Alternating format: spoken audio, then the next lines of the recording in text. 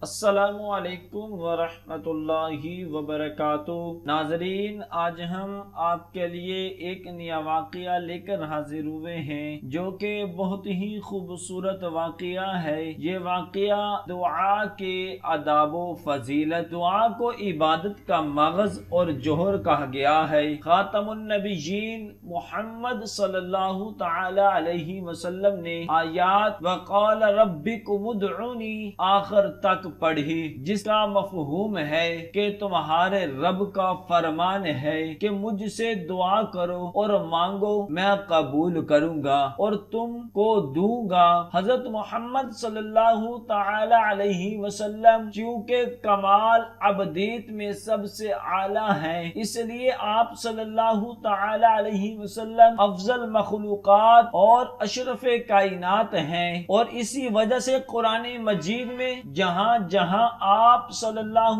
تعالی علیہ وسلم کے بلند ترین خصائص و کمالات اور اللہ تعالی کے آپ صلی اللہ تعالی علیہ وسلم پر خاص الخاص انعامات کا ذکر کیا گیا ہے، وہاں معزز ترین لقب کے طور پر آپ صلی اللہ تعالی علیہ وسلم کو عبد ہی کے عنوان سے یاد کیا گیا ہے۔ دعا چونکہ عبدیت کا جوہر اور خاص منظر ہے، اللہ تعالی سے دعا کرتے وقت بندے کا ظاہر و باطن عبدیت میں ڈوبا ہوتا ہے، اس لیے رسول اللہ صلی اللہ تعالی علیہ وسلم کے احوال و اوصاف میں غالب ترین وصف اور بیش قیمت خزانہ ان دعاؤں کا ہے جو مختلف اوقات میں اللہ تعالی سے خود آپ صلی اللہ تعالی علیہ وسلم نے کئی یا امت کو ان کی تلقین فرمائی۔ ان میں سے کچھ دعائیں ہیں جن کا تعلق خاص حالات یا اوقات اور مخصوص مقاصد و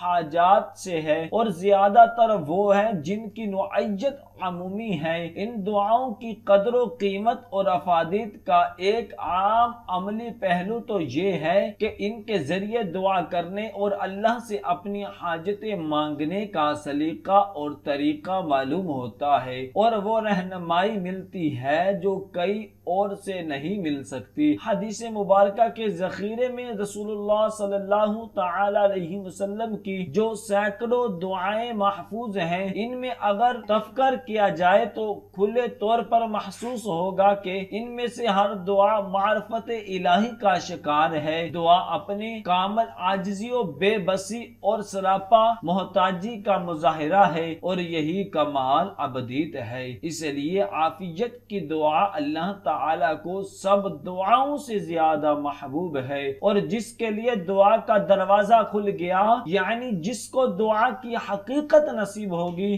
اور اللہ سے مانگنا آ گیا، اس کے لیے رحمت الہی کے دروازے کھل جاتے ہیں۔ دعا دراصل ان دعائیا الفاظ کا نام نہیں ہے جو زبان سے ادا ہوتے ہیں، ان الفاظ کو تو زیادہ سے زیادہ دعا کا لباس یا قالب کہا جا سکتا ہے۔ دعا کی حقیقت انسان کے قلب اور اس کی روح کی طلب اور تڑپ ہے، اور حدیث پاک میں ہے اس کفیت کے نصیب ہونے ہی کو باب دعا کے کھل جانے سے تعبیر کیا گیا ہے، اور جب بندے کو یہ نصیب ہو جائے تو اس کے لیے رحمت کے دروازے کھل جاتے ہیں۔ حضرت ابو ہریرہ رضی اللہ تعالی عنہ سے روایت ہے کہ رسول اللہ صلی اللہ تعالی علیہ وسلم نے فرمایا، جب اللہ سے مانگو اور دعا کرو تو اس یقین کے ساتھ کرو کہ وہ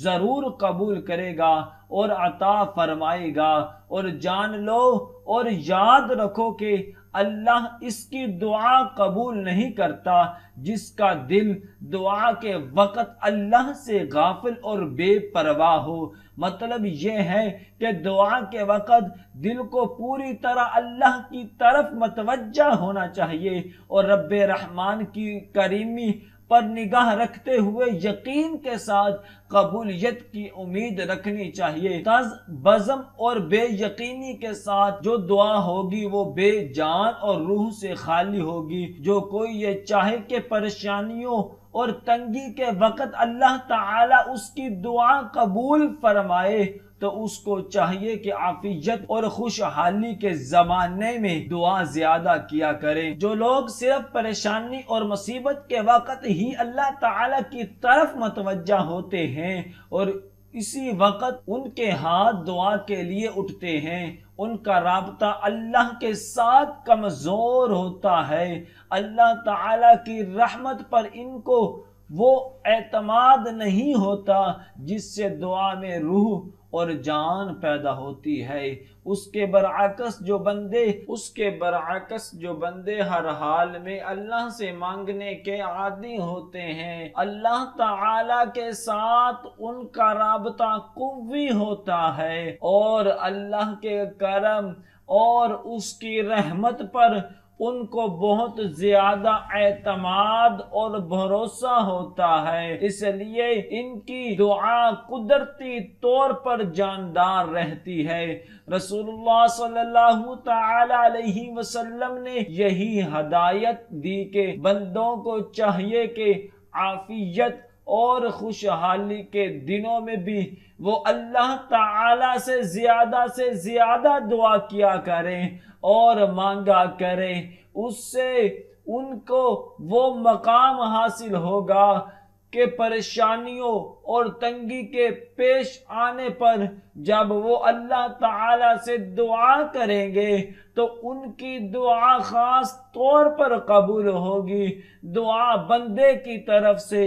اللہ تعالی کے حضور میں استدعا ہے اور وہ مالک کل اور قادر مطلق ہے، چاہے تو اسی لمحہ دعا کرنے والے بندے کو وہ عطا فرما دے جو وہ مانگ رہا ہے، لیکن اس کی حکمت کا تقاضا یہ نہیں ہے کہ وہ ظالم و جہول بندے کی خواہش کی ایسی پابندی کرے، بلکہ بسا اوقات خود اس بندے کی مصلحت اسی میں ہوتی ہے کہ اس کی دعا جلد پوری نہ ہو، لیکن انسان کے خمیر میں جو جلد بازی ہے اس کی وجہ سے وہ چاہتا ہے کہ جو میں مانگ رہا ہوں وہ مجھے فوراً مل جائے، اور جب ایسا نہیں ہوتا تو وہ مایوس ہو کر دعا کرنا بھی چھوڑ دیتا ہے۔ یہ انسان کی وہ غلطی ہے جس کی وجہ سے وہ قبولیت دعا کا مستحق نہیں رہتا، اور گویا اس کی یہ جلد بازی ہی اس کی محرومی کا باعث بن جاتی ہے۔ دعا کرنا انبیاء کرام کی سنت ہے، ہر نبی ہر حال میں دعا کی۔ قرآن مجید میں انبیاء کرام کی بہت سی دعاؤں کو محفوظ کیا گیا ہے۔ سرکار دو عالم صلی اللہ تعالی علیہ وسلم نے زندگی کے ہر عمل میں دعا کرنے کا حکم دیا ہے، لہذا ضروری ہے کبھی بھی دعا میں کوتاہی نہ برتی جائے، بلکہ ہمہ وقت دعائیں کرتے رہنا چاہیے اور ایک دوسرے کو دعا کی تلقین بھی کرنا چاہیے۔ دعا مانگنے سے بندے کو خاص قرب الہی حاصل ہوتا ہے۔ دعا کے ذریعے بندے کے اندر عجز و انکساری جنم لیتی ہے۔ بارگاہ الہی میں دعا ہے کہ اللہ رب العزت ہمیں خشوع و خضوع کے ساتھ دعا مانگنے والا بنائے اور ہماری دعاؤں کو شرف قبولیت عطا فرمائے، آمین۔ دعا ہے کہ اللہ تبارک و تعالی ہم سب کو ان کلمات پر عمل کرنے کی توفیق عطا فرمائے۔ صدق اللہ العظیم۔